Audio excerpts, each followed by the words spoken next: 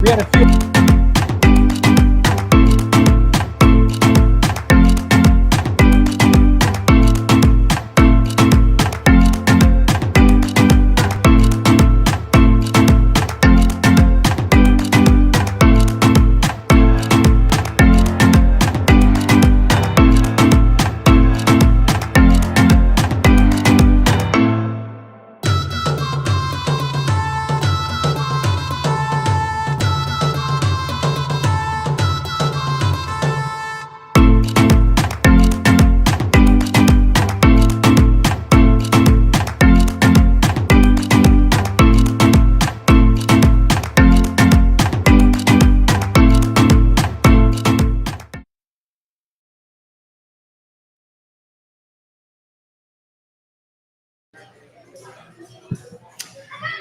Are we unmuted? Yes, we are. We're all good. Welcome in, guys. If y'all are finding yourself here at the Nest on 4 bar and you're like, hey, why are these guys interrupting college game day? Go Dogs. It's a halftime, by the way.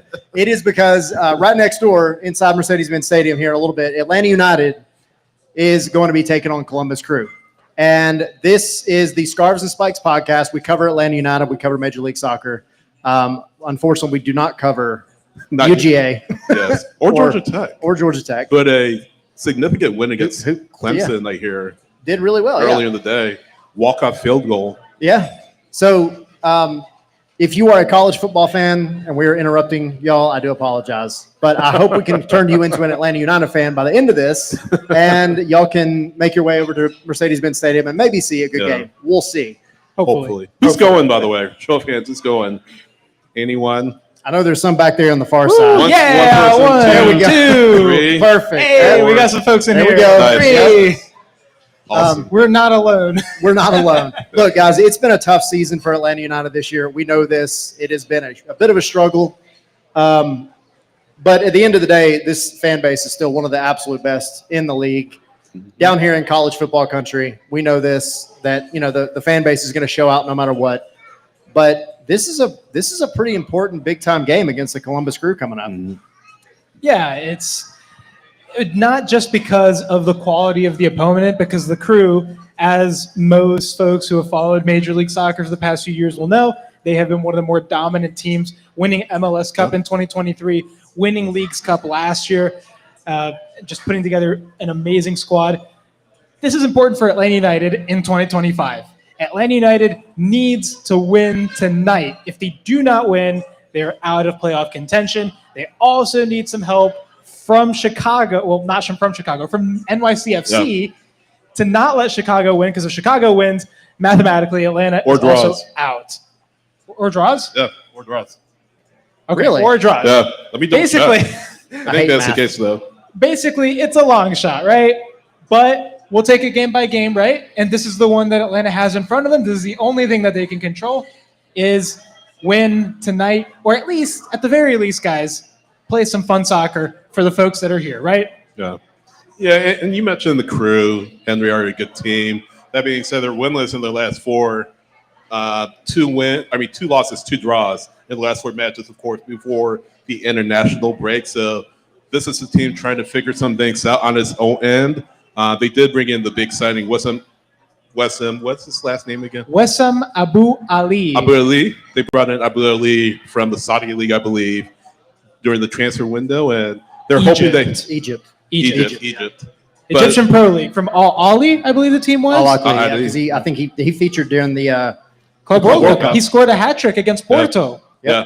And so they're looking to get him integrated. They're looking to get him used to the team and hope that he makes an impact on the team. They have Daniel Gastock, who hasn't quite lived up to the standards that they hope that he would live up to when they got him from the Union. So this is a team. I know you were talking to Derek from the White State podcast. This is a team that, they'll get to the playoffs, but it's a big question about what their ceiling will be. Will they be out in the first round? Can they make a run of it in the playoffs where anything can happen and make a run toward MLS Cup? From what I've heard, and especially talking to our friends at Massive Report, massivereport.com, there's not a lot of optimism that the Crew will make significant progress in the playoffs if they do indeed get there. So I mean, that's the thing, right? Because they're in a very precarious position in the East, one that we're not used to seeing them in. They are 7th in the East, 7th, the last direct playoff qualification spot. They are, I believe, 2 points above that line. So they really need this result as much as Atlanta does as far as, securing their spot in the playoffs. And not just that. We know that the playoffs here in MLS, it gets a little easier, and I say quote unquote easier, if you are one of the better seeded teams because you get more games at home in the first round.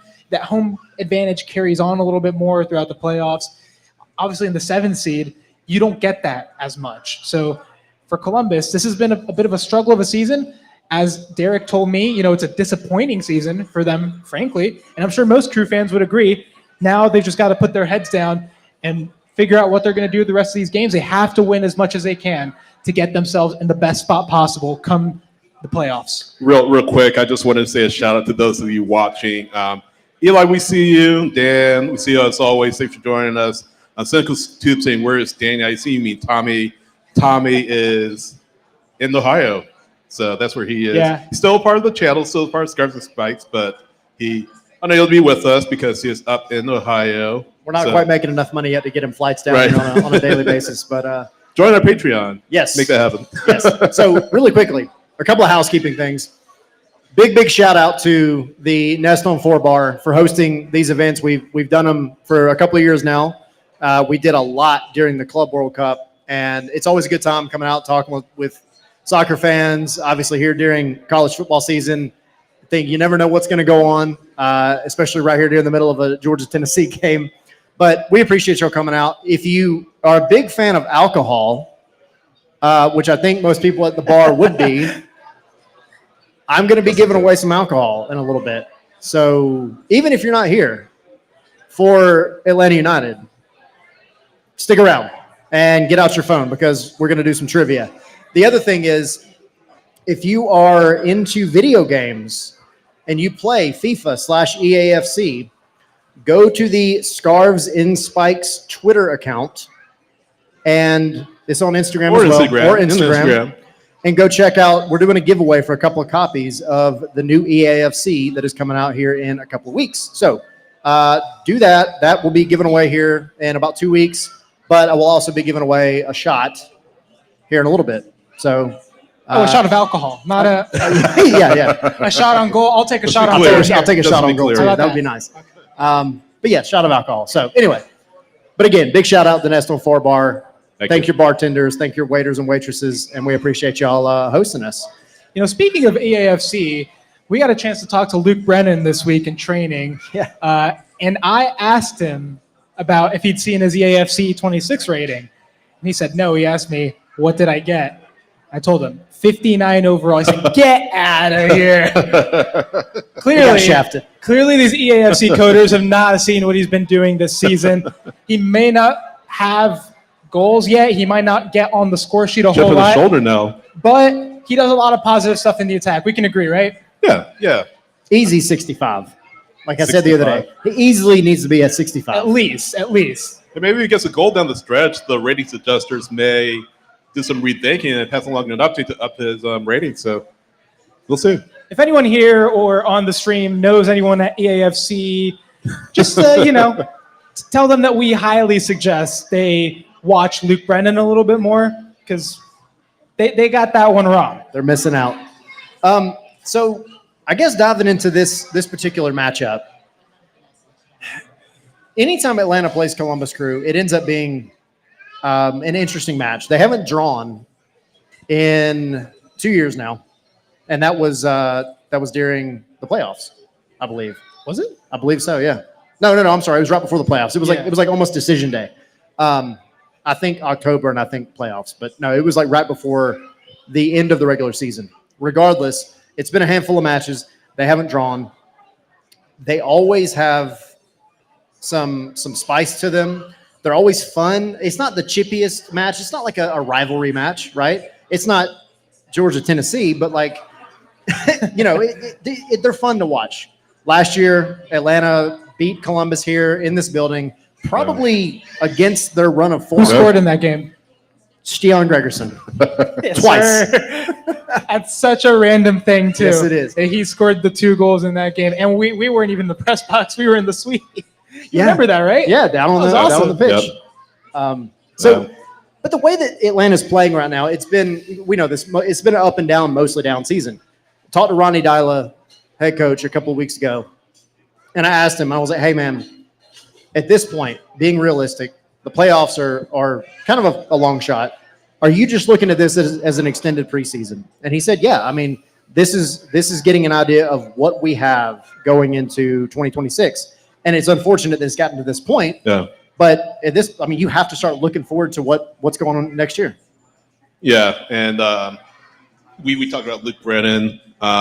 We got to talk about Jada Hibbert too, as long as we're talking about 2026. So you want to see something positive. You want to see some momentum that you can go into 2026 and say, hey, this is a team that could make some moves in 2026. We know that it'll be a pretty significant window coming up in the winter, as a number of players will be either out of contract or on option years for 2026. So that gives an opportunity for Atlanta United to really take a look at who they have in place and who they want to bring over back in 2026. And now this is a dress rehearsal for some of these players.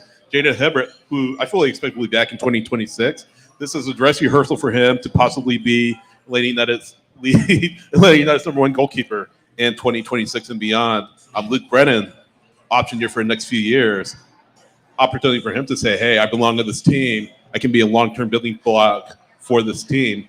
And then other players on that list that you can add to them. So great opportunity. Another big opportunity here at home against the Korea. Obviously, the chips are against you as far as playoffs, right? We already mentioned that. But at least you can go into this saying, hey, if I play well tonight as well as the rest of the season, I can hopefully secure my place for 2026. You're playing for your job. Yeah. Absolutely. And like you said, there's a lot of contracts that run out at the end of the season, even with the roster moves that were made in the summer, right? You have Nick Sesak, who just got signed to a first-team deal. His contract runs out at the end of the season. Juan Berrocal, his loan deal ends at the end of the season. So, it's you're looking at all these players and you're trying to see, are these guys the long-term, can they be long-term squad players? Even if they're not starters, can they be squad players?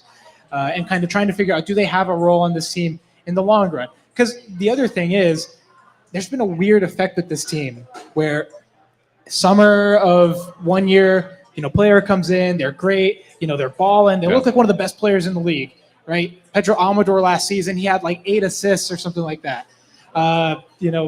Tristan Miumba came in 2023. Sean De Silva came in 2023, and they looked like, oh, wow, these guys are amazing. They've improved this team tenfold. And then, after that, they come into their first full season, and there's a drop-off effect where they just don't have that same effectiveness anymore. I think you also have to have those question marks about some of these players that have been brought in this summer. Steven Alzate, he looks solid in midfield so far. He was, for me, one of the best players in that Nashville game. Can he keep that up, not just through the end of the season, but going into 2026 in his first full season with the club? Same thing with Mihai. Same thing with Berrocal. I think that's a lot of questions that we've got to see that maybe we won't get answers to in this final stretch of the season, but it's a good chance to start to get them acclimated a little bit more and perhaps get a better picture of what you can get going into what will be hopefully a better 2026. Yeah, we expect Hibbert to start tonight, right? I think we do. I would think so. It makes sense, right? Because look at like just the economics of it, right? Jaden Hibbert is on a minimum salary for this league. He doesn't cost that much. Why would you risk going out and getting another goalkeeper that you don't know for a fact is going to be better than him? And you'll have to spend potentially in an international slot. That's more GAM that you have to, use. Potentially, you have to use more TAM if you're going for a higher level guy. I mean, it just makes no sense to me. You already kind of see what Jaden Hibbert is doing, unless there's like a very bad drop-off, a very steep drop-off in these next few games. For me, he has the benefit of the doubt. Yeah, I mean, you have to give Jaden Hibbert the ball until decision day, for sure. I mean, and I will say, quick plug, decision day, we'll be back out here. Oh. And it might legitimately be Brad Guzan's final game. Testimonial, yeah. Yeah.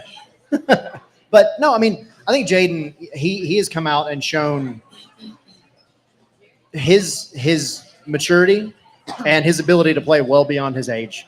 We talk about it a lot on the show, but the kid goes out. I say he's a kid. I call him a kid because compared to Brad, he's a kid. Compared to anyone. Yeah. Anyone's a kid compared to Brad. I know, for real. 41, dude. He just turned 41. Yeah, that's crazy. But no, I mean, he lives and breathes this game. He lives and breathes being in the gym.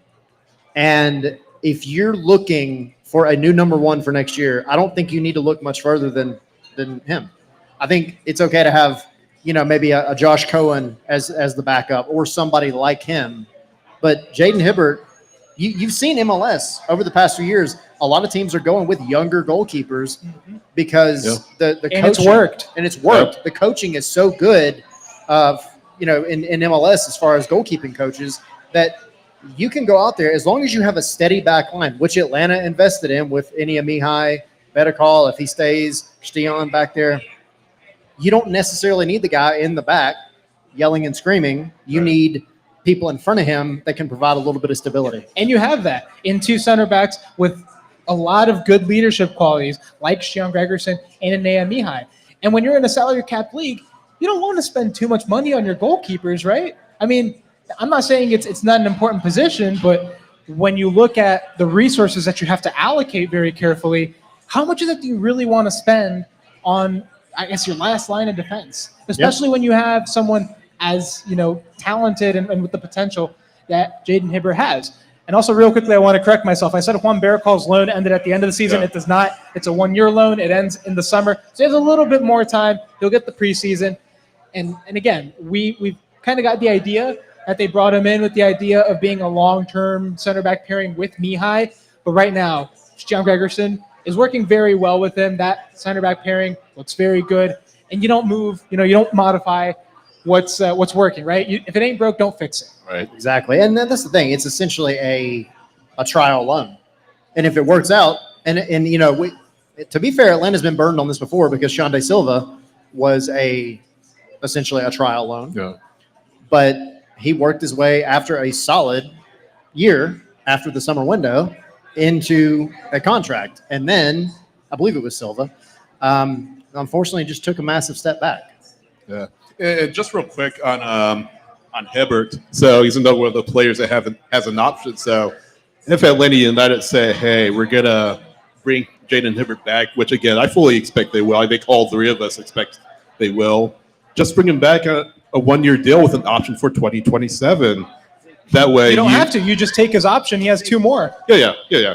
True. And then if he proves himself in 2026, a little more than he has as a number one goalkeeper, go ahead and sign him to a long-term contract. That being said, if he kind of falls apart and the bottom falls out in 2026,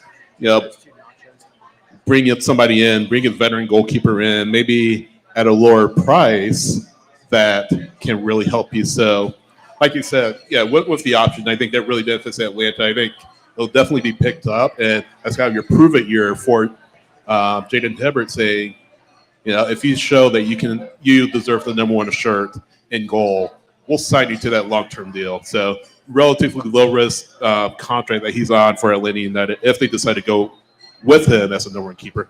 I definitely think, though, whether it's Brad coming back another year, because we don't know if he's retiring or not, whether it's him coming back another year or them signing some other goalkeeper, I think it's a good idea to give him that competition, to push him every time and maybe not say flat out, oh, yeah, he's the number one, he's always going to be our starter, but kind of leave it up in the air a little bit. Leave there an opportunity to say, like, okay, right now you are showing that you deserve to start, you deserve to play.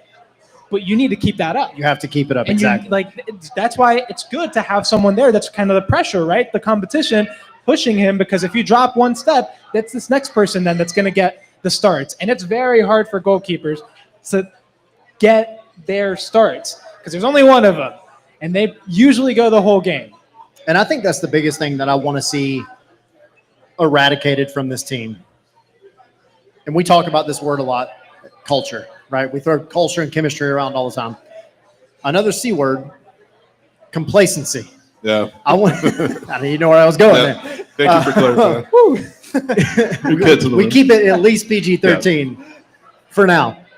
But no, complacency, it's crept into this team. If we're being honest, over the past 3 or 4 years, complacency has become a big problem. And, you know, we say it all the time on the normal show where you see players that not at all trying to judge how they're motivated, but visually, it doesn't look like they're putting everything into it. They don't got that dog in them. They ain't got that dog in them. Go Dogs, please. Second half just started, by the way. Yeah, here we go. And Right on time. Georgia has the ball to start. So I second guess half. really quick, this is probably the perfect time as the second half kicks off. Alcohol. Yeah. Alcohol. That's the thing. There's a lot of that in here. Yeah, there's a lot of that in here. So this is for everybody here inside the bar, inside the restaurant. You don't have to be an Atlanta United fan to answer this, but you might have a little bit of a head start. Go ahead and get out your phones, though. This is your trivia question to win a shot of whatever type of liquor. I don't want to say a shot of your choice and you go pick like some Louis the 13th or something. But get your phones out, pull up Google. Got a question as it pertains to Atlanta United and Columbus Crew. All right. I've paused. I filibustered enough. Everybody that wants to, get their phone out. All right. Now, the question is, in 2023, who was the player that scored and put on a character mask, and what was that character's mask? Raise your hand, scream, yell, whoever I see first, and gives me the right answer. Zane, you are not old enough. Again, anyone who over scored? 21 over is eligible. Yeah. Who scored and what character's mask did they put on? And got a yellow card for it because, you know, we don't like fun in soccer. Ooh. All right. So Nope. I think I heard it. He said Spider-Man. You've got half of You it. got half of it. You know the player? Do you know the player? You might be getting a phone a friend moment here. So a couple people in the chat have said it. Zilf and Dan have said it. Can you send one on the If I stream? can send it to you, Zilf and He said Silva. There you That's go. it. There you go. Shande Shande Silva, and he Shande put on a Silva. Spider-Man mask. There you go. Tyler's gonna hook you up, I think, with your free shot. Rum? A rum. I got you. He's All right. won a shot. A shot on kind of a- target. kind of a like layup. Silva did to score that goal. Yeah. Boom. That was terrible. Go on. You tried. All right, dad jokes are not our thing. Guys, Henry, I should say, we haven't mentioned that Bartosz Slisz is out for. By the way, before you do that, congratulations. I think you guys mentioned it. I wasn't on the show midweek, but obviously congratulations to Miguel Mirón. Paraguay qualified for World Cup for the first time since 2010. I saw the photos. His wife posted on Instagram the other day. Just a tremendous moment for the country of Paraguay. Venezuela, obviously, commiserations to them. Unfortunately, getting knocked out of the playoff spot on the last day of CONMEBOL qualifying by virtue of Bolivia's 1-0 win over a heavily rotated Brazil side and a 6-3 loss to Colombia. Sorry, guys. No, but yeah, that's qualifying, and you know, one team's high and another team's low. But definitely congratulations to Miguel Mirón. Venezuela, of course, have Joseph Martinez, have Ronald Hernandez. So obviously, commiserations to them. Never have qualified for a World Cup, and that will continue on until at least 2030. So They we're were getting very this close this situation. time around. Yeah. Yeah. You know, you kind of feel for them, especially, you know, Joseph with everything that he's done for this club and Ronald. I mean, Ronald didn't get to play, but Joseph actually scored in that game. He scored the second one, and they were ahead early in that game. And so, yeah, it's just unfortunate, but that's how it goes sometimes. And, you know, Miguel Almirón, we talked to him on Thursday. He was absolutely beaming. He was I'm sure. so happy. told us that it was his dream, right? And he's glad to bring that happiness to the Paraguayan people who have not been to a World Cup since 2010. Yep. And guess who was coaching that Paraguay side? None other than Tata Martino. And it was that Paraguay side that made a historic quarterfinals. They lost to Spain, the eventual champions. And I think one of the photos that his wife posted, I'm not sure, but I think it was one of them in 2020 or 2010 I want to say one of the qualifying matches. I could be wrong, but I think it was from around 2009 or so when Paraguay were going through qualifying. But yeah, so that obviously happened over the international break.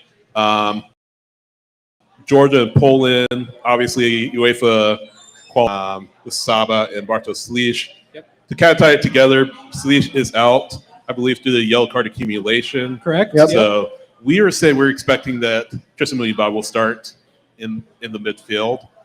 What about Will Riley? I mean, does Will Riley get a shot to start?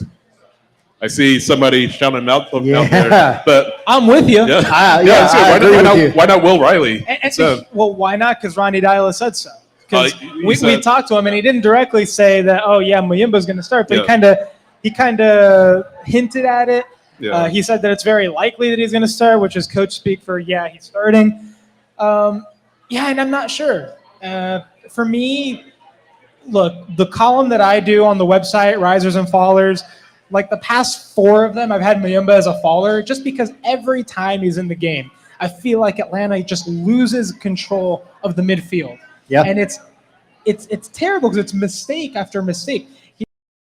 He receives the ball and he's immediately under pressure. Other teams know. Put Tristan Muyimba under pressure, he's gonna turn the ball away, especially if his back is to you. So that is a secret at this point. They're using him as a pressing trigger. And it's the reason why Atlanta has struggled to move the ball forward a lot this season.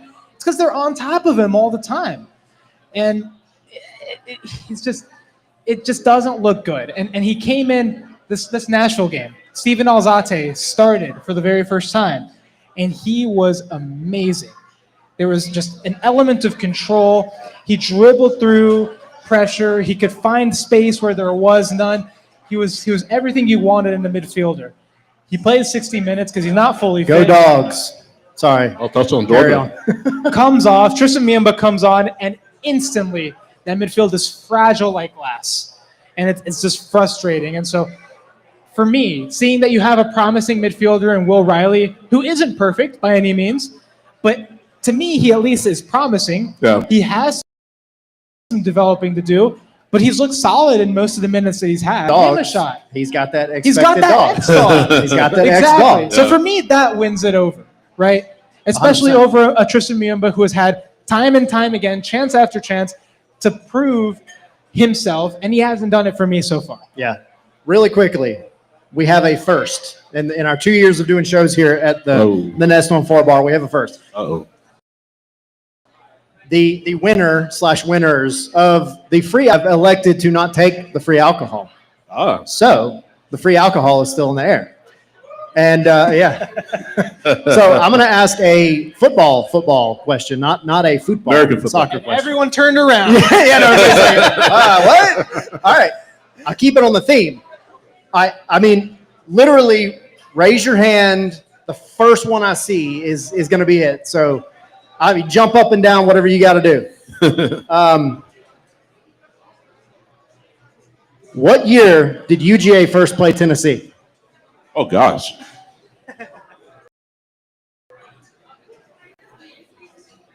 You can use your Open book. Open Google book. is your friend here. Open book exam. All right. I see people are on their phone. What year? Yes. What year? 1899. Wow. There we go. All right. I'll come talk to you in a second. There you go. 1899. That's a long time ago. Yeah. It's been a minute. Couple years ago. Who won that game? Tennessee. Oh, gosh. Unfortunately. I'm assuming there are no Tennessee fans in this. There In were a this room. few, because when they had an interception, there was some cheering. So Maybe they were maybe there were a few. moved on from. So anyway, I don't know. back to soccer. Fans here tonight, by the way. No, I'm just kidding. All right, let me go get You're this gentleman stretching his Yeah, okay. shot. Go ahead. Back to soccer. So, how do you feel about this game? How do you feel? I mentioned the Crew are in relatively shaky form of late, and the sentiment around them for Crew fans isn't as positive as it's been over the past few years. I mean, Wilfred Nancy is still the coach. Wilfred Nancy is still one of the best coaches in MLS by far. How does he get this team prepared? Because it's a road game. It's obviously Atlanta playing for their playoffs lives officially, but how do you feel that Columbus approaches this particular match? I think it's a dangerous Columbus side. I think it's a Columbus side that is very motivated. They know that they have, for them, more than anything, they have more to play for, in my opinion, than Atlanta does. Because we've kind of determined that Atlanta, I mean, they're hanging on by a thread. And Columbus, well, they have, they are a playoff team. And the thing is, they are way below where their expectations were at the beginning of the season and where the standard has been for the past couple of seasons.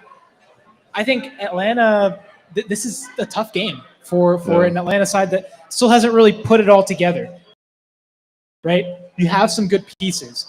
You have, some interesting and good ways, but it's not a fully fleshed out team yet. And there's still work to be done. And Chris Henderson has said as much, right? He said that this offseason will be another busy offseason, which shows that he knows there still is work to be done on this roster. There's still stuff that you need to do to make this team truly competitive.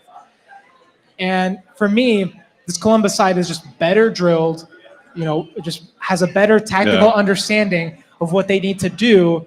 And I think they're going to get the job done today. So especially with an Atlanta side that doesn't have a great midfield, let's be honest, they don't.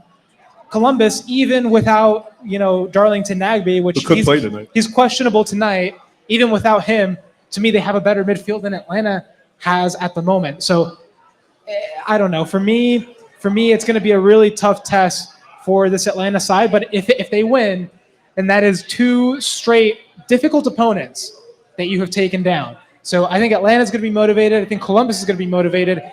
It's not going to be easy, but they have to be prepared for a. It's really interesting too because these two teams, at some point in the season, they always play each other around the international break, either during it, right before, or right after it. And we have this running joke that Atlanta will finally get momentum. They'll get a win going into an international break. Well, here we are on the tail end of the international break, and both teams had significant absences during the 2 weeks. Atlanta had 9, if I'm not mistaken, and I think Columbus had 6. So, just because everybody's here in the lineup or on the team sheet doesn't mean they're going to be 100% ready to go like they normally would be. So I'm curious to see kind of how both sides play it out. I think Atlanta's mostly going to be kind of what we expect. But this is, we talked earlier about Columbus being in 7th right now. Yep. You can't count that team out at all. Absolutely not. They've got right now the best coach in Major League Soccer. He's been the best coach in Major League Soccer. MLS Coach of the Year. Yep. Exactly. You can't count them out. They're going to find a way in the moments that they probably shouldn't. And that's the hallmark of a good team. So, I say all that as an Atlanta podcaster, an Atlanta fan. Right. But this is not going to be easy. You're at home. It's still not going to be easy for Atlanta United. Couple players who are going to be out for Columbus. We should add. Prematch Show will be out, and Sean Zawatsky will be out. But we already mentioned Nagbe, who could play. As Henry said, he is questionable to play for Columbus. If he does, he'll be in the second half to get a run out. He's never starting for this one. But maybe that's a little bit you can exploit if you're Atlanta United, just those injuries. And Zil saying in the chat, it's a must-win for the Crew as well, which it certainly is. They're looking to say, hey, we want to get back on track. This has been a kind of a rough past few weeks for us. this is playoff time or almost playoff time. There's only 4 or 5 matches left after today for the Crew, maybe a few more. They need a win to push themselves over the table, push themselves out of that 7th spot, as you mentioned, Henry, and make people know that, hey, we're still a force to be reckoned with. We're still the Crew team that we've been over the past couple of years, even with the injuries, even with sort of the difficulties that we've been facing in 2023. So that's what I'm looking for, and obviously Atlanta can't afford to be, just fall asleep at the wheel here, as they've done so many times this season. Nationals, big win. Let's see if they can pull off another big win here at Mercedes-Benz Stadium. Yeah. I just really quickly want to acknowledge our friends in the chat. So we got Lockby asking what's the lineup. Lineup will be coming out soon. About 6:30 is when that drops. Simply Eli. One of my friends is going to be a part of the color guard ceremony that's going to happen today with the JROTC color guard team. That's really cool. Yeah, that's amazing. Well, awesome for your friend. That's pretty cool. Are you going to be at the game? That'd be pretty cool too. I think he lives in Europe, so. Oh, he lives in Europe. Or he or she lives in Europe, so. That's really Y'all cool. live in Europe. That's cool. Tyler and I have come to a consensus that living in Europe is decidedly much cooler than living here. So. Wait, cool. what did I come to the consensus about? Yeah, we talked about it. I didn't even hear you. That living in Europe would be much cooler. Oh yeah, for sure. Yeah. Yeah. We had a whole chat ever since you came back from Portugal. Yeah, Portugal was like the promised land. Yeah. I think we were talking. I've not been to Portugal. I definitely want to go at some point. But thanks for everybody who's watching. Just some housekeeping. So we'll be live tomorrow, 9 p.m. Eastern time with our match reaction podcast. Win, lose, or draw. We'll be kind of talking about the match. Reactions. Yeah, absolutely. Hot takes. After this match, I think Tommy will be hosting our spaces on X. So hop on. One of us will. Have your say it again. One of us will. Yeah, one of us will. So have your say after the match. Let us know what you think. Again, tomorrow, 9 p.m., our match reaction podcast. MLS Monday, 9 p.m. Eastern time on Monday night, of course. We'll talk about we'll be taking wireless via everything that happened over this past match day in MLS. And then Wednesday, we'll have our regular show, our flagship show, if you will, 7 p.m. Eastern time. So just wanted to make you all aware of that if it is your first time watching this particular podcast. Gentlemen, I want to make you all aware that the Dogs are now ahead. Yes, they are. 24-21. So I think we're about giving to get them the ball back too. I'm going to go ahead and take credit. I think we're giving them good luck here. Yeah. I think that question gave him some good luck. Yeah. Trivia. Yeah. The alcohol that you gave away, that's always good. If I had more alcohol to give away, I would give it away, I promise. Do we see a Miami-Georgia playoff game? I want to ask you guys that. Wait, what's that? Do we see a Miami-Georgia playoff game? Carson Beck versus Gunnar Stockton. Yes. Sure. It's all lining I up. don't know, anything related to Georgia and Miami over the past year and a half tends to not end well Right, for Miami. exactly.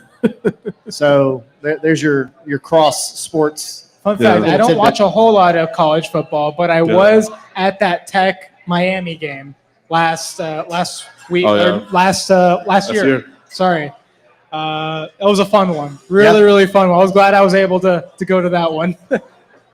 The college football atmospheres admittedly are phenomenal. They really are. I mean, Zilf is telling me not to jinx it. Sorry, Zilf. sorry, Zilf. My bad. And to the person whose friend is in the JROTC, we'll try to get a photo from the press box and post it up on social media. Go check out the social media. We'll throw one up there for you. Real quick, I don't know if Tommy's watching, but his Oregon Ducks beat Northwestern 34-14, which is to be expected. So. Yeah. I don't know what the kind of the odds, the over-unders and everything were on this UGA Tennessee game. I know that Tennessee struggled for the past few years, to say the least.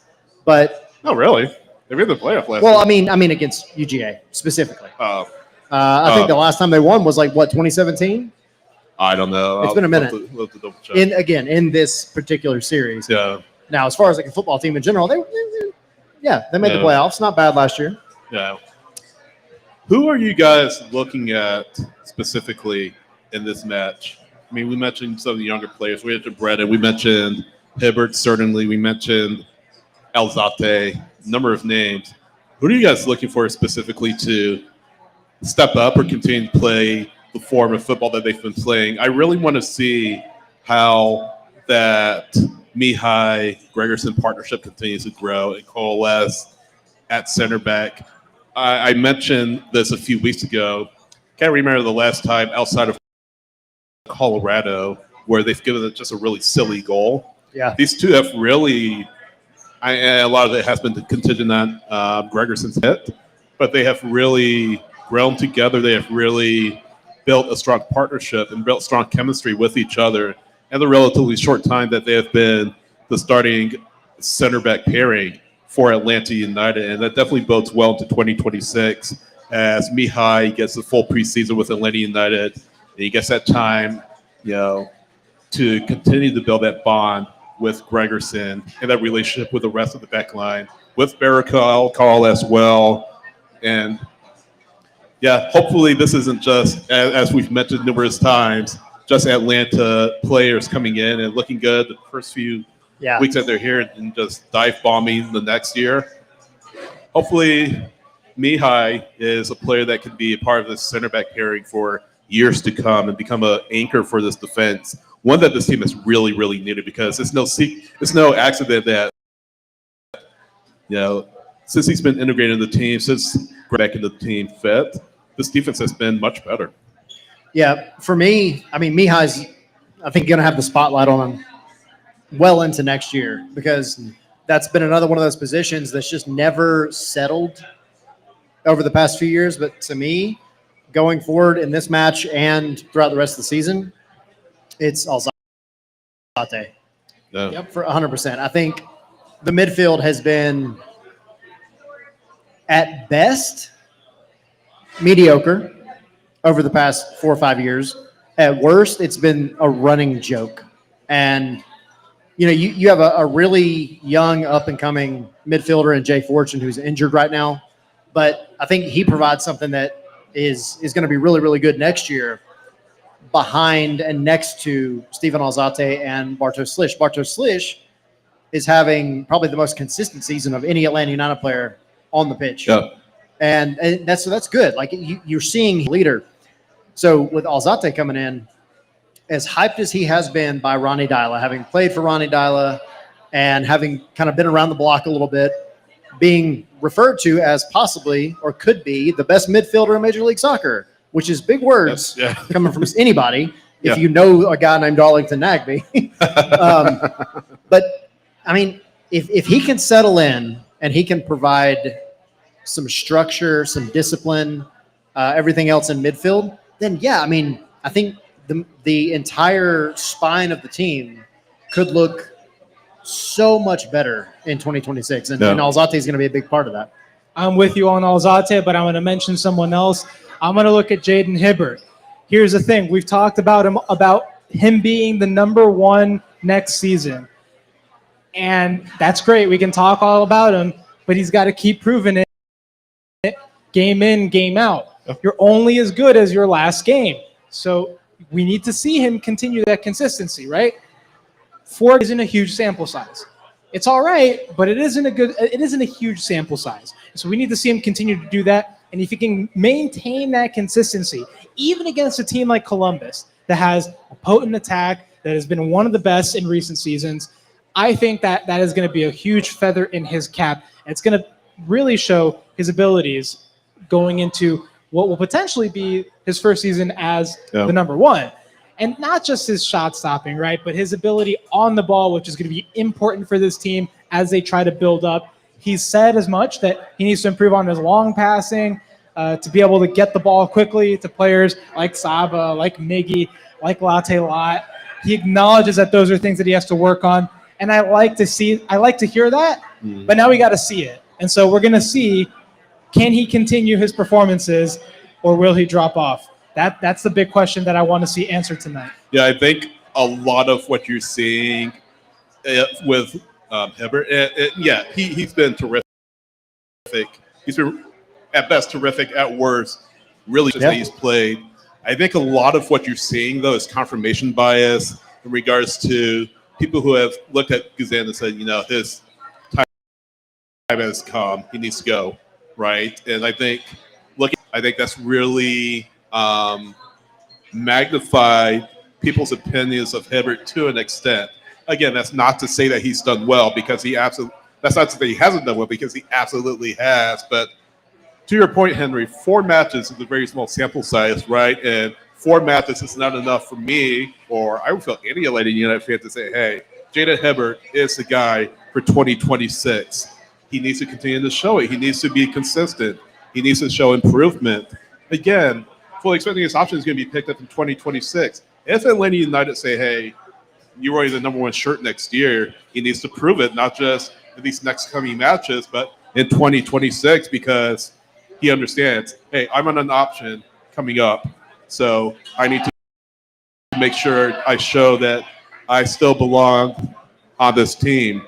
I still need to show that I'm worth wearing the number 1 shirt. Yeah. Because if I don't, Atlanta's going to bring in another keeper, and I can end up losing my spot. Yeah, for sure. Georgia just created another turnover, so we have a Columbus fan in here. Hey guys, no, I will say this about Jaden Hibbert as well. If he secures that number 1 spot with Atlanta United, it could very well mean he makes it into the World Cup next year. Probably, yeah. Now, does he play in the World Cup? Highly unlikely. But he could make it into the lineup. I mean, you got to think about how many goalkeepers you're gonna bring. Because look, you take 3 goalkeepers to the World Cup? Is it 3 or 4? Usually it's 3. Yeah. He was the 3rd string goalkeeper. He was on the bench for both of these games. These friendlies against Romania and Wales. Here's the thing, right? It's very unlikely he's beating out Dane St. Clair because he's been, for the most part, their locked-in starter. Yeah. He's not a young man.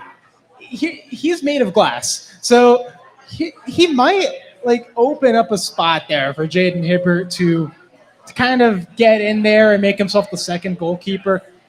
I don't know, man. I find it really hard for Jaden Hibbert in how much time do we have? 10 months before the next World Cup? Is it 10 months, 8 months? I'd take him over Jonathan Sorois, that's for sure. Well, that's the thing, though. I think from a just you need to have somebody on the roster perspective. You're not gonna find anybody really better than Jaden Hibbert. He might be on the squad, but I just don't see him playing a game. No, it's especially hard in a World Cup. But it's for you to test out a goalkeeper, unless they give him if they give him some reps beforehand and some of the friendlies leading up to the game. I could see it happening more likely. Yeah. But if they don't give him any games and he hasn't played with the Canadian men's national team, and you get to the World Cup and he's in that squad, I just don't expect him to play unless it's a serious case of emergency. So if you obviously St. Clair, we just mentioned Crépeau is the number 2, but there's Tom McGill, who is with Brighton at this point in time. Speaking of Steve Alzate, I believe former teammate of Alzate's at Brighton. So I think he's your number 3 at this point. He went with the Canadian national team to the Gold Cup. So is there an opportunity for him to, if he plays, if he has a good run of form at the beginning of 2026, do you hold it up against McGill and say, hey, we're much better off, or we're a little bit better off with Hibbert as our number 3 keeper than we are with McGill? Obviously, I feel like maybe a little bit too early to make that determination at this time, but he played. He was in Football League 2 last season, and he's in League 2 with Milton Keynes Dons. Milton Keynes. 25 appearances in League 2 with them. So we'll see. I mean, I don't want to say it's a sure thing yet, but we'll see. I'll say this much. Jesse Marsh said that he has a lot of potential. That he has potentially, the best potential keeper pool. And here's the thing. When you talk about potential, you're talking about the future. So I don't think he's talking about oh yeah, Jaden Hibbert's going to be important for us this World Cup. I think potentially we're talking 2020, 2030, 2034, those World Cups later on when he is more in his prime and he has developed a little bit further. Keep in mind, he is just 21 and he's just getting his first division reps. He literally 4 of them so far. Yep. So give him some time. Let him develop. Let him get some more experience under his belt. And I think at that point is when they will start to look at him a little bit more. He's still got to be out Jamaica for Canada, though. I mean, Jamaica's still, could be he goes for Jamaica. But I think it'll come down to who he feels gives him the best opportunity to, I guess, potentially be on a World Cup roster with or Canada. The thing is about this World Cup, you're guaranteed if you make it into that lineup, you're in the World Cup if you're in Canada, right? Because they're guaranteed. Brando, I am not a Hibbert hater. I love Hibbert. I'm just speaking realistically. I'm trying to give my objective take on the situation. And the truth is, he's a young goalkeeper. Had 4 games in a first division. Right. So I'm trying to I understand the hype, and that's great, and he deserves that. He's had great performances, but 4 games is a very small sample size. But that's why I say that at the beginning of next season, if he is the number 1 for Atlanta, if he comes out strong, you never know. Because you got to think about it too. Jesse Marsh, you referred to him, kind of his comments on Jaden, but Jesse Marsh knows Major League Soccer and he values Major League Soccer. And you look at Pochettino with the U.S. and the comments he's made about MLS and getting active reps over, whatever random division in Europe. And if Jaden Hibbert's starting every game, more or less, for Atlanta United going into the World Cup and he's keeping clean sheets, I think that's a pretty good sign that maybe he should at least be that guy. Now, but again, is he going to get minutes in the World Cup? No. Right. Unless there's something really crazy that happens. But at the end of the day, just the fact that you made it. I mean, look at Thiago Almada a couple of years ago. He played 8 minutes in the World Cup. But guess what? He played 8 minutes in a World Cup, and he got a ring and a medal. Yep. So, just the fact that you're there on the roster is a big, big deal. And also the experience that you get being in that camp is experience that you might not ever get again. Uh-oh. Touchdown, Tennessee. Oh, boy. Uh-oh. I'm sorry, Zof. So there are Tennessee fans in here. Hiding in plain sight. So we got lineups dropping real soon. But in the meantime, we've talked about some of the players that we're going to be looking at. Who else do we need to pay attention to in this game? Let me give a quick public service announcement. If you are going to the Atlanta United game and you're leaving out of this bar, don't go downstairs because getting across the backyard is going to be a nightmare. Yeah. Go out here and go around. Yeah. That's coming from experience from somebody that just left, namely my wife and kids. So go out this door. Don't go downstairs. We got the what is it? The Atlanta Food and Wine Festival, if I'm not mistaken. I've never been to one of those, so that seems interesting. It also seems interesting that they're doing it in the backyard during an Atlanta United game. Yeah. I've been to the one at Epcot. The one at Epcot's a banger. Right. But that's Orlando. We don't like Orlando up here. Henry Governments, by the way, for presumably jinxing UGA. I didn't mean to. It's okay. After this, I'm going to duct tape him and not let him talk unless he's Alexei Moranchuk so that he can score 3 goals. Wood. Is it too late to knock on wood? Right. Who's the guy starting 11, by the way? All right.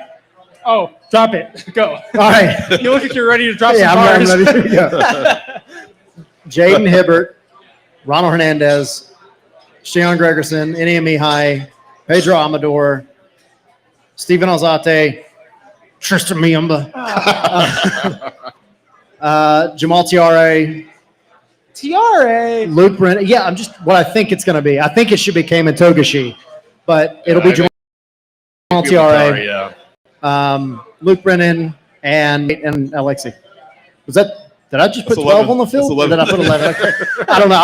You got it. All right, we're good. No, I agree. I mean, yeah, I think that's pretty much as first choice as you get with the injury to Latte Lott, who continues to be out with his If I had it my way, it would be Will Riley over Tristan Miemba, right, and Cayman Togashi over Jamal Tiare, but that's a topic for another day.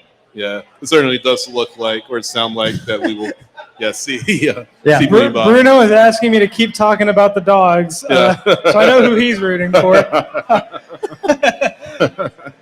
Also got the backyard brawl going on. Man, if I were the coach, West Virginia put. If I were the coach in the lineup, Togashi instead of Tiare.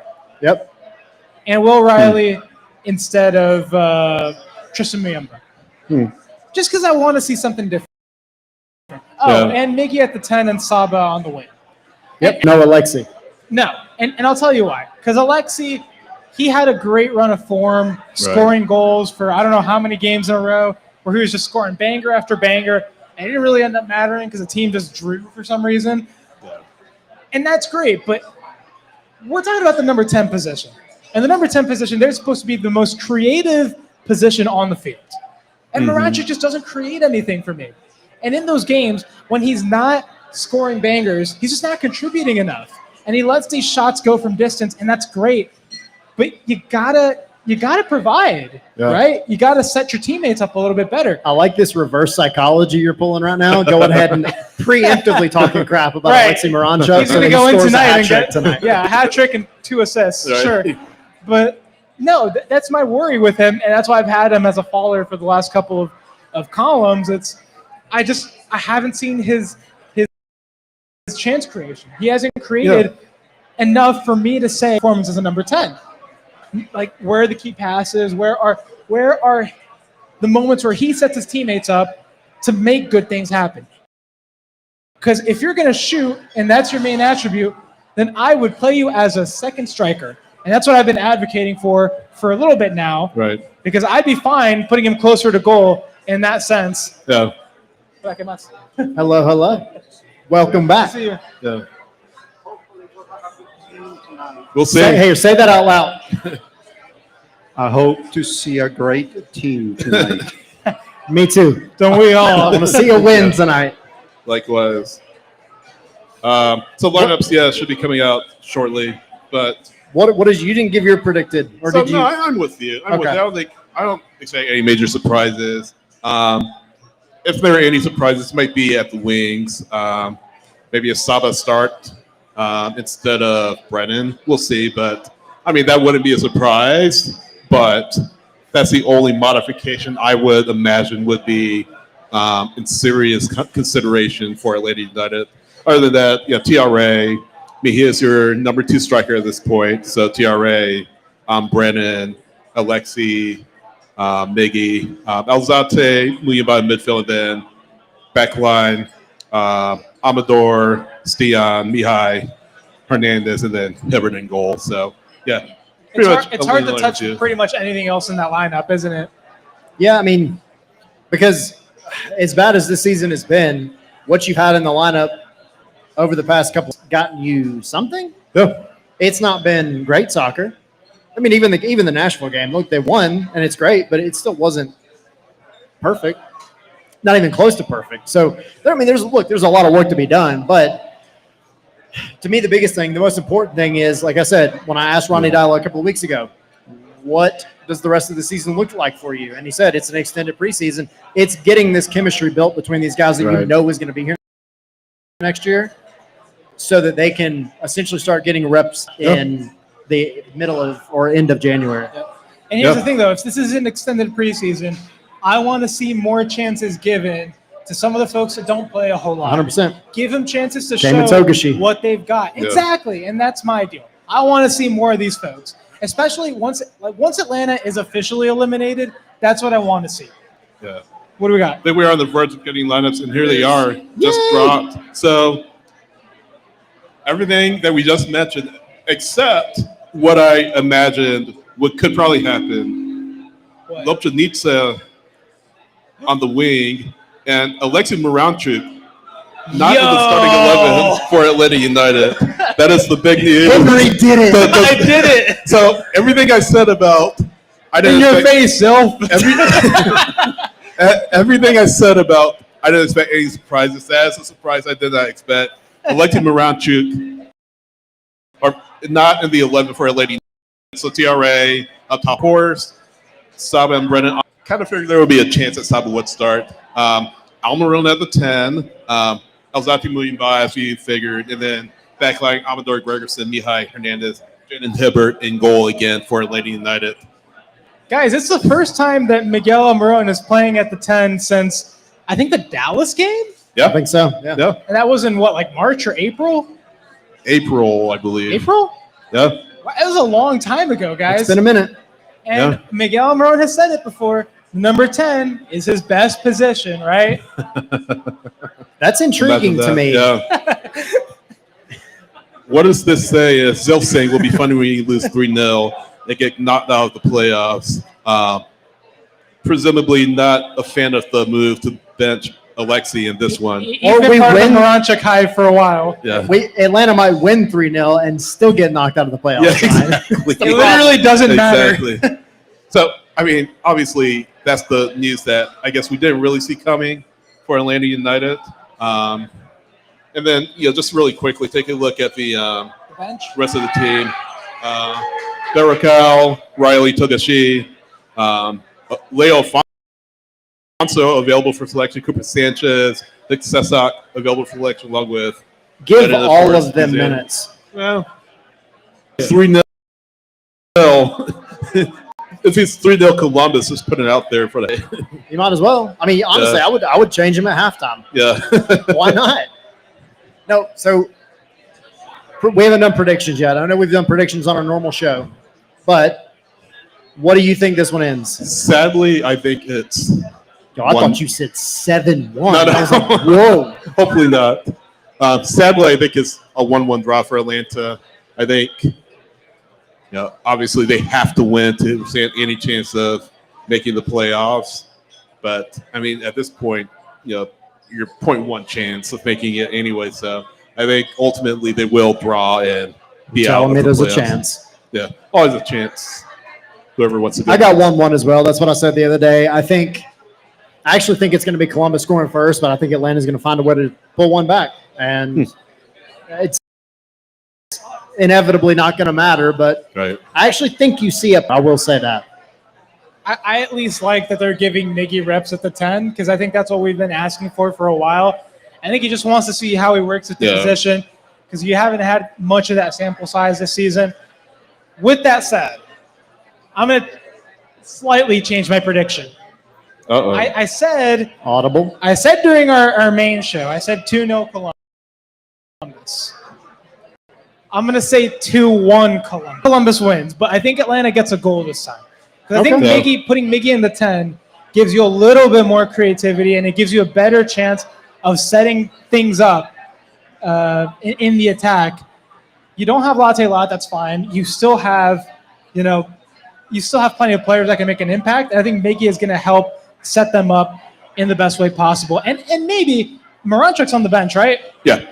Well, maybe if you bring him in the second half, he has fresher legs. He can have a greater impact in the second half, potentially even get one of his trademark golazos. We will see. Real quick, I do need to correct myself. So, Atlanta obviously with a lot. Chicago Fire with the outright win over NYCFC, as you said. So you were right. So a draw, Atlanta win, coupled with a Chicago draw, does not eliminate Atlanta. But hoping for Atlanta United win and a NYCFC win over Columbus or over Chicago. I will throw this out there as well. The twos, Atlanta United 2 is also playing at the same time. They're up in Carolina playing Carolina Core. Yes. Their lineups just dropped. Pizza, Wea, Wise, Chanqui, Cibrian, Aiden Torres, Carmichael, Sal Mazzaferro, Majub, Ronan Wynn, and Jono Ransom are on the lineup up in Carolina. Interesting thing about them is if they can win this game, that's essentially a 6-pointer, and that could, by the end of the night, depending on what else happens, bump them up to the playoffs. They have one more game on the road, but they are working their way back into the playoff race rapidly since Jose Silva took over. And would be the first time that if they get it done. Yep. That's Now, incredible. I really quickly want to address some of the comments. They're asking, why is Moranchuk out? Moranchuk is not out. Yeah, he is on the bench. Yeah. I believe this is a coach's decision. It's the only thing that makes sense. This week he was training as normal. So there isn't an injury that we know of. And I think if he had an injury, they wouldn't risk putting him on the bench anyways. Yeah, I mean, so he is available. He is available. Yeah. So not to alarm people, but he is available. All right, I will throw this out there again just to kind of do some more housekeeping. Big shout out to the Nest on 4 bar. Thank you, bartenders. Tip them, waiters and waitresses. They're amazing here. We appreciate it. Also, if you're a big fan of EAFC/FIFA, video games in general, make sure you go to our Twitter/X, whatever, or Instagram and enter. There's a chance to win 2 copies of EAFC when it comes out here in a couple of weeks. Yes. And if you're not already and you're just randomly finding us here talking in a bar, go to Scarves and Spikes on YouTube and give us. Yes. We would truly appreciate it. Absolutely. We did. Yep. Yes. Yeah, we were hitting on it. Yep. No, you're good. What do you think? I really should have started ahead of Liam, but I'm glad Moranchuk maybe mentioned to see what it's like, because he's the one DP that can move. We can't move Mickey, we can't move Walker Love. Yeah. So see if Mickey can do a number 10 and type role. Yeah. I'm with you. I like it. He was the number 10 when Atlanta was in their best point in 2017-18. Yep. Yep. He says the 10 is his best position. It's time to see him prove that. And one thing that I will say that I recommend y'all look at really closely, the interaction between Steven Alzate and Miguel Almiron in the midfield. Steven Alzate is really good at navigating tight spaces, and he did that in the Nashville game. He was able to basically, in between several defenders, find his way and get the ball to a teammate. He's going to be able to be there more directly with Miguel Almiron. So that association, that partnership is going to be very important to Atlanta United's chance creation, and it's one of the things that I'm. Yeah, we'll see. Interesting match. We will see. It's going to be a fun one. We're going to head over right now. Yep, we're going to cut you guys loose. Again, if you are leaving out of the bar and you are going over to Mercedes-Benz Stadium, highly recommended to go out this door and not downstairs in the Atlanta Food and Wine Festival. Yes. So if you are Go going with that. next door, go out this way.